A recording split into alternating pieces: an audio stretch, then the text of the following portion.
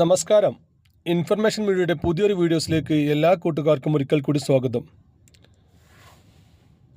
2025 ജനുവരി മുതൽ പെൻഷനിൽ വരുന്ന വലിയ മാറ്റങ്ങളെക്കുറിച്ചും അതുപോലെ തന്നെ പുതിയ പെൻഷന് അപേക്ഷിക്കുമ്പോൾ എന്തെല്ലാം രേഖകളാണ് കൊടുക്കേണ്ടത്, എന്തെല്ലാം രേഖകൾ കൊടുത്താലാണ് പെട്ടെന്ന് അപ്രൂവൽ ചെയ്യുക എന്നുള്ളതിനെക്കുറിച്ചും അതുപോലെ തന്നെ ഇപ്പോൾ പെൻഷൻ വാങ്ങുന്ന ആളുകൾക്കുള്ള സന്തോഷ വാർത്ത 2000 രൂപയായിരിക്കും മുതൽ പെൻഷൻ എന്നതിനെക്കുറിച്ച് നോക്കുന്നതിന് മുമ്പായി ഇൻഫർമേഷൻ മീഡിയയുടെ വീഡിയോസ് നിങ്ങൾ ആദ്യമായിട്ടാണ് കാണുന്നതെങ്കിൽ ചാനൽ സബ്സ്ക്രൈബ് ചെയ്യുക. ഒരു തരത്തിലുള്ള മതരാഷ്ട്രീയ കാര്യങ്ങൾ നമ്മുടെ ചാനൽ വരുന്നതല്ല. ഗവൺമെൻറ്റിന് ലഭിക്കേണ്ട സേവനങ്ങൾ, ആനുകൂല്യങ്ങൾ, അറിയിപ്പുകൾ എന്നിവയെക്കുറിച്ച് മാത്രമായിരിക്കും വീഡിയോസ് വരുന്നത്.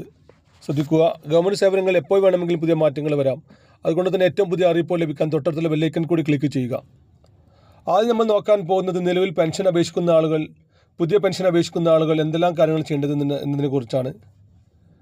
60 വയസ്സ് കഴിഞ്ഞ ആളുകൾക്ക് വാർദ്ധക്യ പെൻഷൻ, അതുപോലെ തന്നെ ഭർത്താവ് മരിച്ച ആളുകൾക്ക് വിധവാ പെൻഷൻ, വൈകല്യമുള്ള ആളുകൾക്കുള്ള ഡിസബിലിറ്റി പെൻഷൻ എന്നിവർക്കെല്ലാം പ്രത്യേക രേഖകളാണ് നമ്മൾ സമർപ്പിക്കേണ്ടത്. എന്നാൽ എല്ലാ പെൻഷനും അപേക്ഷിക്കേണ്ടതിൽ നിർബന്ധമായി ചെയ്യേണ്ട കാര്യങ്ങളുണ്ട്. നമ്മുടെ പേര് തെളിയിക്കുന്ന SLC ബുക്ക്, അല്ലെങ്കിൽ സ്കൂൾ സർട്ടിഫിക്കറ്റ്, അല്ലെങ്കിൽ പാസ്പോർട്ട്, ഇതിൽ 3 ഏതെങ്കിലും നിർബന്ധമായി നമ്മൾ കൊടുക്കേണ്ടി വരും. SLC ബുക്കുള്ള ആളുകൾ അത് കൊടുക്കുക, അല്ലെങ്കിൽ പാസ്പോർട്ടുള്ള ആളുകളാണെങ്കിൽ അത് കൊടുക്കുക. ഇനി പാസ്പോർട്ടും SLC ബുക്കും ഇല്ലാത്ത ആളുകളാണെങ്കിൽ അവർ പഠിച്ച സ്കൂളിൽ ചെന്ന് കഴിഞ്ഞാൽ അവൾ എത്ര വർഷമോ പഠിച്ചതാണെങ്കിലും ആ പഠിച്ച വർഷമോ തീയതിയെല്ലാം ഓർമ്മയുണ്ടെങ്കിൽ അവിടെ നിന്ന് നമ്മുടെ സർട്ടിഫിക്കറ്റ് എടുക്കാൻ സാധിക്കും. അത് അവിടുത്തെ HMO അല്ലെങ്കിൽ അവിടുത്തെ പ്രിൻസിപ്പാളോ നമുക്കത് ഒരു സർട്ടിഫിക്കറ്റ് രൂപത്തിലാക്കി തരികയും ചെയ്യും. ഈ ഒരു 3 സർട്ടിഫിക്കറ്റ് നിർബന്ധമായും ചെയ്യേണ്ട കാര്യമാണ്. അതുപോലെ തന്നെയാണ് നമ്മുടെ ആധാർ കാർഡ്. നിർബന്ധമായും നമ്മൾ ആധാർ കാർഡ് കൊടുക്കേണ്ടി വരും. നമ്മുടെ റേഷൻ കാർഡ് നിർബന്ധമാണ്. അതുപോലെ തന്നെയാണ് നമ്മൾ ഇലക്ഷൻ ID കാർഡ് ഉണ്ടെങ്കിൽ അത്. അതിനുശേഷം നമ്മൾ വരുമാന സർട്ടിഫിക്കറ്റ് നമുക്ക് ആവശ്യമുള്ള രേഖകൾ, നമ്മുടെ ഈ വർഷം നികുതി രസീത്, അതുപോലെ തന്നെ ആധാർ കാർഡ്, പിന്നീട് നമ്മുടെ SLC ബുക്ക്, ഈ ഒരു 3 കാര്യങ്ങളാണ് നമ്മൾ വരുമാന സർട്ടിഫിക്കറ്റിന് ആവശ്യമായി വരുന്നത്. ഇത് കൊടുത്തു കഴിഞ്ഞാൽ നമുക്ക് വരുമാന സർട്ടിഫിക്കറ്റ് അക്ഷയിൽ നിന്ന് കിട്ടും. ഈ ഒരു വരുമാന സർട്ടിഫിക്കറ്റ്, SLC ബുക്ക്, അതുപോലെ തന്നെ Aadhaar card, ration card, voter ID card, പിന്നീട് വേണ്ടത് നമ്മുടെ ഒരു ഫോട്ടോയാണ്. അതിനുശേഷം നമുക്ക് നമ്മുടെ പെൻഷൻ ബാങ്ക് അക്കൗണ്ടിലേക്കാണ് വരുന്നതെങ്കിൽ നമ്മുടെ ബാങ്ക് ഡീറ്റെയിൽസും വേണം. ഇത്രയും കാര്യങ്ങൾ കൊണ്ട് നമ്മൾ അക്ഷയ കേന്ദ്രങ്ങളിൽ ചെന്ന് കഴിഞ്ഞാൽ നമ്മൾ അവിടുന്ന് ഓൺലൈനിൽ ചെയ്യാൻ സാധിക്കും.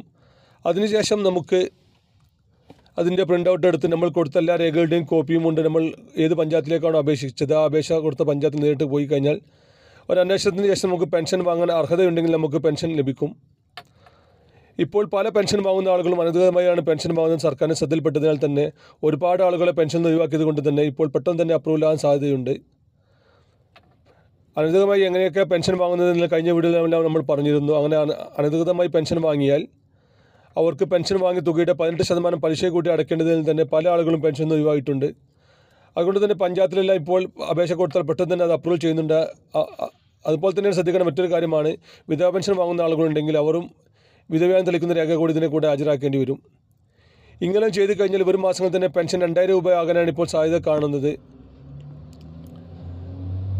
പെൻഷൻ ഇനി ചിലപ്പോൾ 2000 രൂപ ലഭിക്കാൻ സാധ്യതയുണ്ട്. അങ്ങനെയുള്ള ആളുകൾ എത്രയും പെട്ടെന്ന് അപേക്ഷ കൊടുക്കാൻ ശ്രമിക്കുക. ഇനി ഒരു പുതിയ വീഡിയോസുമായി കാണാം. അതുവരെയും എല്ലാ കൂട്ടുകാർക്കും നന്ദി, നമസ്കാരം.